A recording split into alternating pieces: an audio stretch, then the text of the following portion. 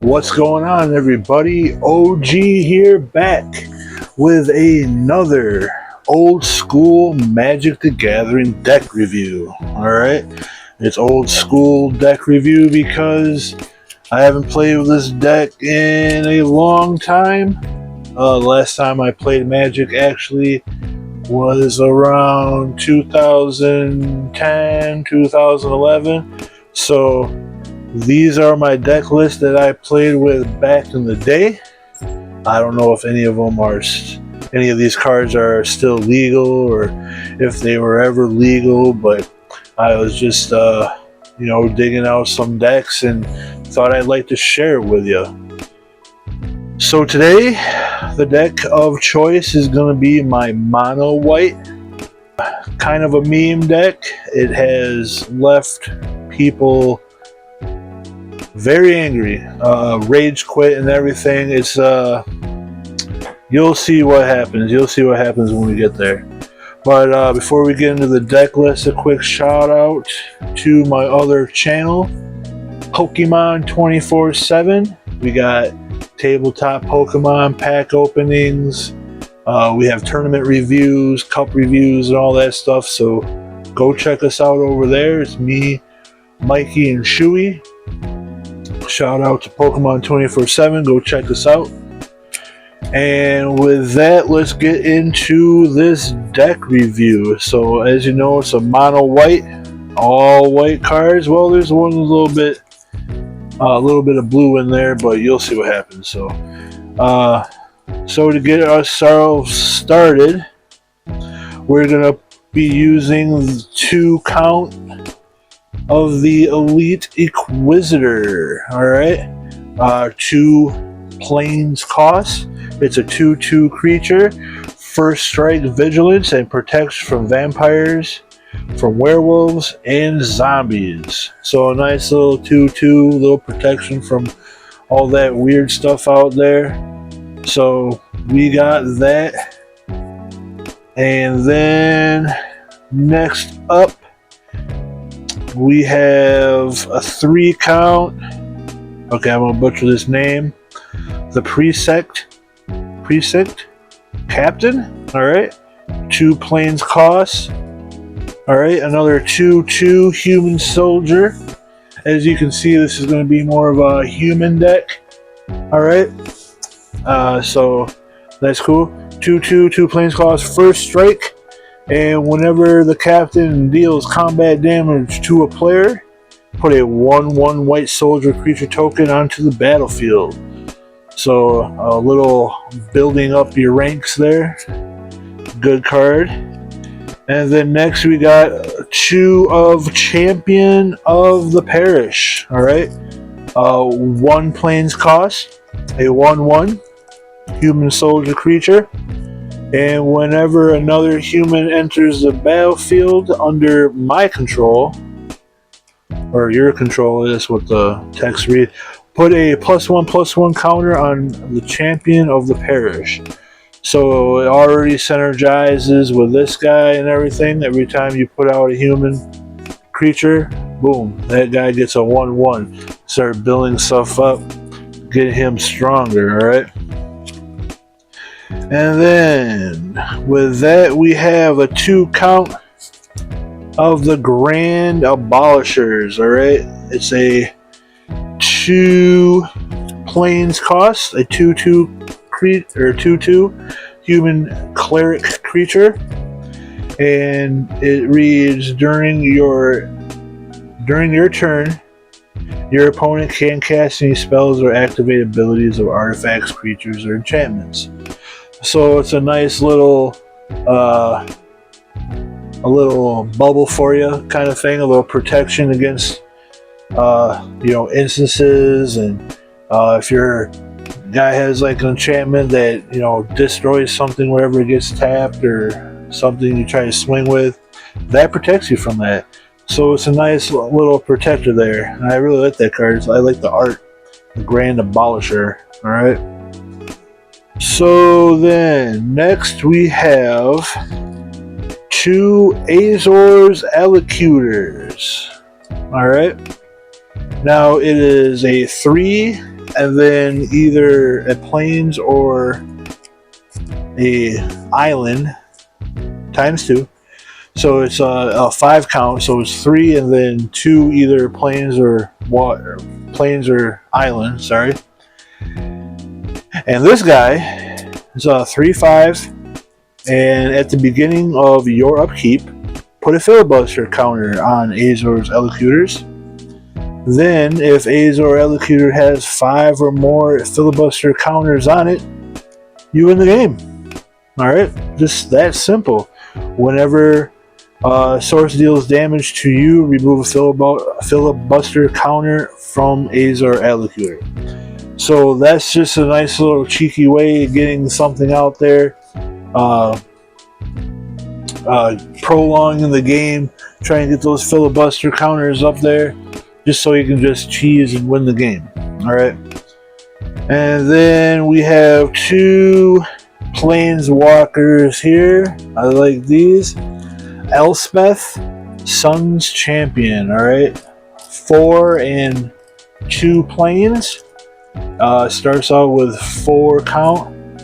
And its +1 ability is put 3 1/1 white soldier creature tokens onto the battlefield.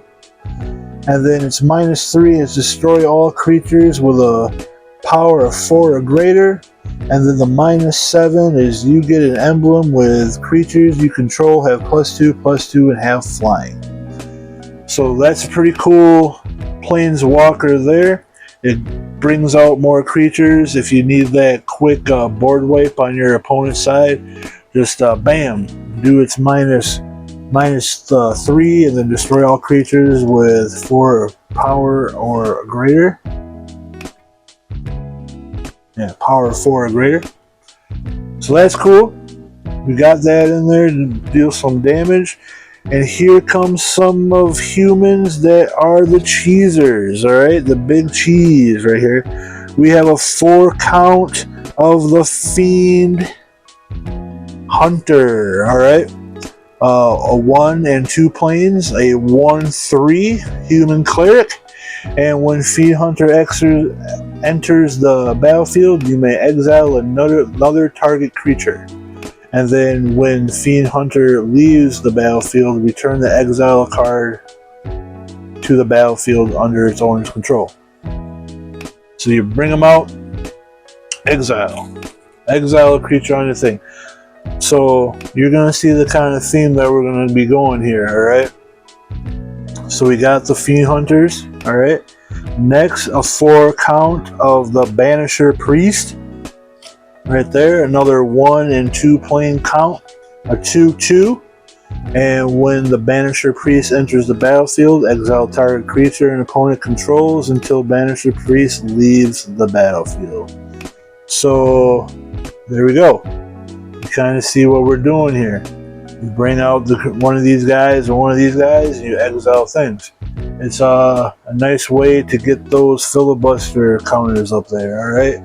Another way to get these guys going. So that'll be it for the creatures. Alright. So every time you bring out a human, that guy gets a +1/+1. So we got some cool synergy going there, exiling and stuff. And then to start out with the other spells and everything, we have, let's see here, a 2 count of Arrest. Ba-boom, ba-boom. See where we're going here. 2 count in 1 planes, and it's an aura. Enchanted creature can't attack or block, and its active abilities can't be activated, alright? So just another cap. Boom, can't do that. Get those filibuster counters going. You know, just so you can cheese your win. So we got a 2 count of those.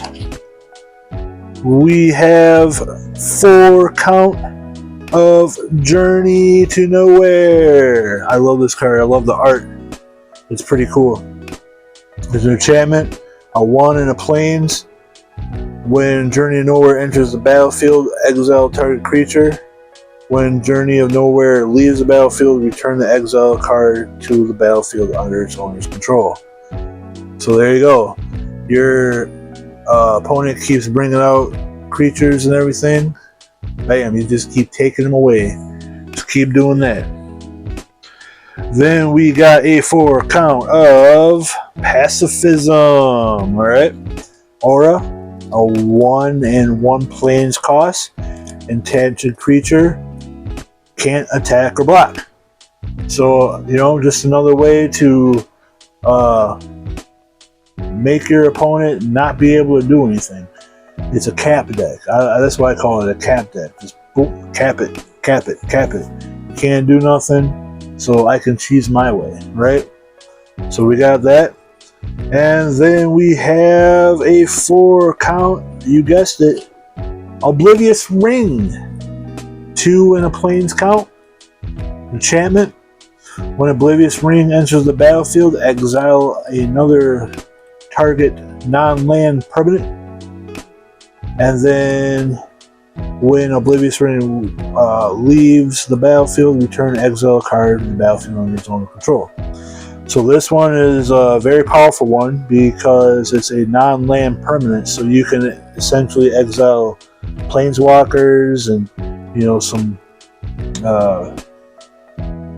enchantments or anything that's giving you trouble. All right, so we got Oblivious Ring. That's a cool card too. I like the art. I like the art of all these cards. It's really cool. So Oblivious Ring. All right, and then we got a 1 instant in here. All right, a Curse Break. 1/1 plains. Destroy target enchantments. You gain 2 life. A quick little get that out of there. Gain 2 life. Meh. It's there, right? And then we have something kind of similar. We have 2 Sown Offerings, alright? 2 in the plains, sorcery, restore target artifact or enchantment, and you gain 4 life. So, again, with Curse Break and everything, it's kind of the same thing. Gain more life. So, it's a nice little way to keep furthering disrupting your opponent. So, and then we got a 2 count of War Report, a 3/1 plains count, an instant. You gain life equal to the numbers of creatures on the battlefield plus the number of artifacts on the battlefield. So if you're capping, Oblivious Ring, Pacifism, all that, ain't working, and you got behind a little bit, your Azar Executors ain't doing work for you, just a quick War Report will get you back in the game, get your life back up. So we got a couple of those in there to do that. And then we have a 3 count of this enchantment aura. I like this. Armored Ascension. Alright. 3/1 plains. And it's an aura. Enchanted creature gets +1/+1 for each plains you control and has flying. So already you want to put that on the champion of the parish. Already getting 1/1s from humans coming on the battlefield. Boost them up anymore. Give them flying, so you can either block a flyer or be able to be unblocked because your opponent doesn't have anything with reach or flying. So we have that. It's a really cool card. So we get as many of these out there. As you can see, not a lot of these things have a high mana cost. So that's cool right there. But we still got a bunch of mana in here to be putting down so we can use that effectively. Alright. So that'll be it with the spells and everything like that. And then the rest are just going to be plains. Alright. You got 22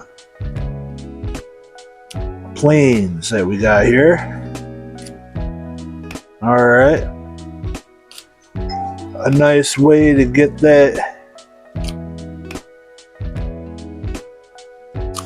armored extension going,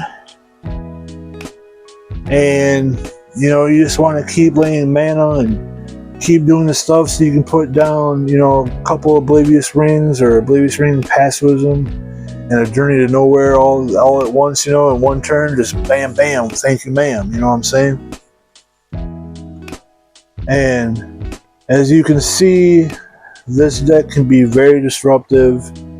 I mean, you have 4, 8, 12, 16, 20, 22 cards that affect your opponent's creatures by either exiling them or letting them not being able to attack or block.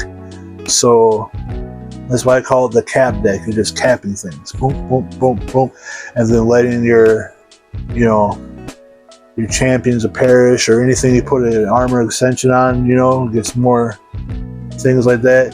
So that is crazy cool. I mean, I've had people rage quit over this deck, and just, I don't know, it's crazy. I like playing with this deck. I had to stop playing with this deck because everybody saw the sleeves, you know, the mono white, and they're like, I ain't playing that. Nope, I ain't playing that. I was like, come on, man. Why not? Don't be scared. But that is it for the deck list. Like I said, it was a fun deck to play with. I don't know if any of these cards are still legal. Like I said, these are between 2010 and 2012. Yeah. So they're older cards, and I had a lot of fun with them. So if any of you guys out there wants to come test your luck, just let me know down in the comments. Let me know if anything, you know, legal wise or anything that you'd change, or you had better ideas for cards or anything like that. But that's what I got for there. And that'll be it for the deck review. Another quick shout out to Pokemon 24/7. Go check us out over there. And look out for some more OG-Ethos content coming soon. Quick spoilers. Kind of lost the Nuzlocke there a little bit a couple days ago, so that's not feeling so good. But I am going to be doing another playthrough. I think I'm going to be doing a Brilliant Diamond. Yeah, Brilliant Diamond Nuzlocke playthrough. So look out for that. And I will see you guys later. Happy 4th of July, everybody. And it's warm out there, so stay hydrated. All right.